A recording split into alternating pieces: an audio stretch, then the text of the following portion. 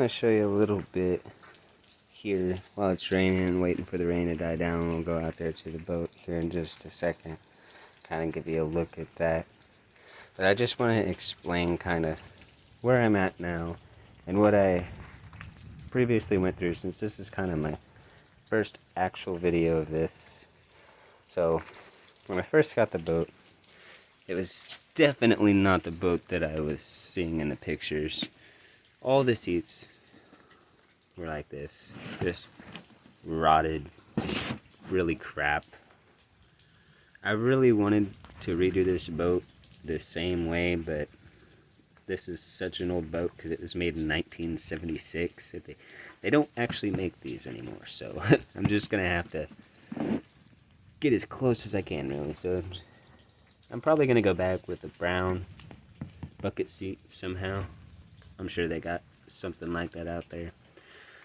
Unless I can find somebody that actually does some good work and can redo this, that would be awesome. But that's really expensive, and we are on a budget. So that's kind of just an image of what all the upholstery looks like when I got the boat. And I actually examined it for myself. So that's why I tore it out, and that's why we're restarting the whole boat. And in that process, I found the floor being rotted and everything. But you can see a lot of this is for the front of the boat. It's like a kickstand for their seats up there. But this is actually still in pretty good shape. I mean, it's not really dry rotted or anything. So I'm probably going to clean this up really good. Grab these little deals here. Throw those back on there like that. And the screw back in it. So it actually looks pretty good. But let's go ahead and keep all that stuff together so that way we don't lose it. So all we got to do really is take this board that was originally in it. And I took it out, as you can see. I mean, it was really easy to kind of prop off there, actually. But I got a stapler, so we'll mimic this board. We're just going to throw this one away, put a new board in here, and that'll be good to go. We can throw that back on those fiberglass knobs that are on the boat. So that's what we're going to do with those, so we don't have to go do some deep research and try and find this exact material. Because like I'm saying, I mean, this really ain't that bad. These are the run boards that went on there with them. I mean, there's maybe a few bends up there, which I can probably straighten them out, which I'm not too worried about that. I mean, it's a 1976. This should be in worse shape than it is. But I'm not complaining. We're just going to clean these up, put some new boards in them. I haven't tore these boards out. I'm still kind of in the process of doing that. This is just an introduction of what's going on. And this is the gas tank. So you can see, let me zoom in here. See if you can see it. Right here.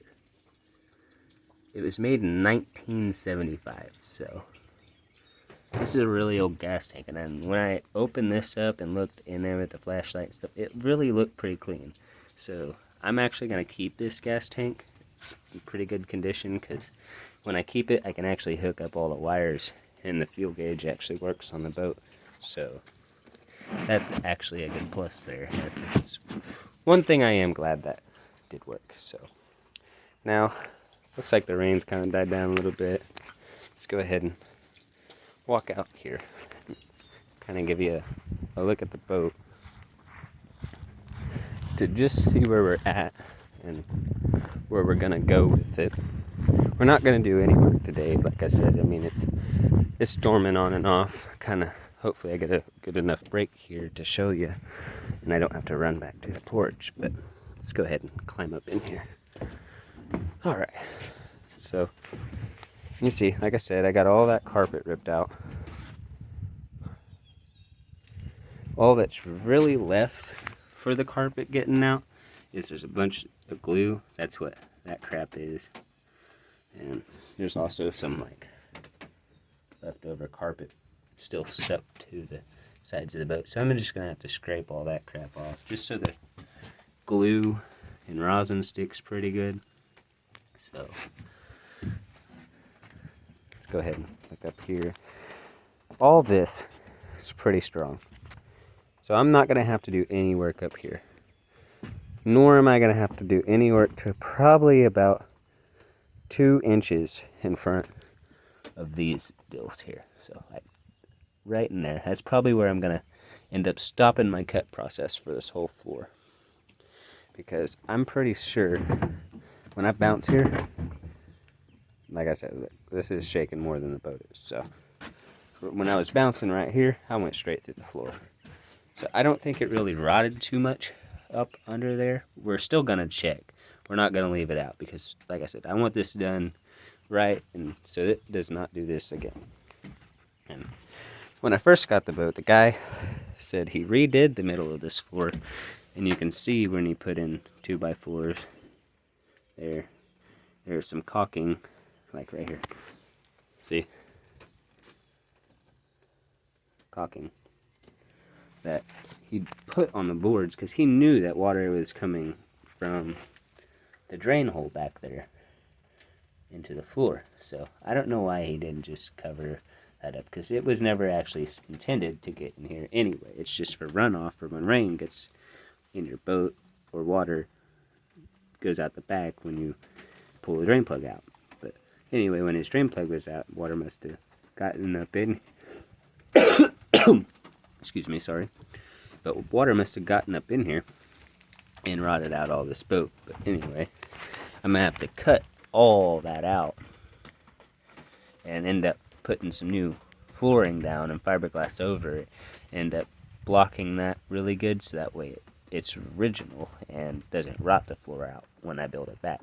And I'm going to end up, instead of running beams like this was, I'm just going to run one solid beam, fiberglass it, lay the floor over it, fiberglass the floor, and then it'll be really strong.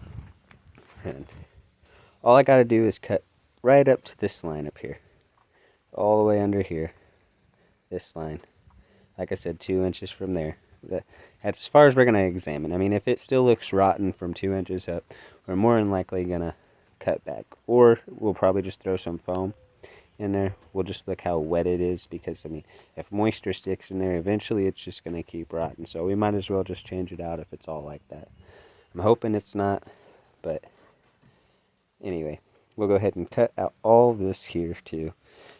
Lay down the floor, glass it, glue carpet, and then that's where we'll stop with this video anyway. And then we'll kind of explain where we're going to go from there, with putting the gas tank back in, putting the upholstery back in, and removing all these bolts from where the upholstery used to be, because they're all rusted in there pretty bad. I mean, when you look at that, it's pretty freaking bad. So I'm gonna have to figure out a way. I'm more than likely either gonna heat them up or take a hole saw that'll just barely fit around them and hole saw them out, and then when I put the new upholstery in, I'll just get a big washer for the back.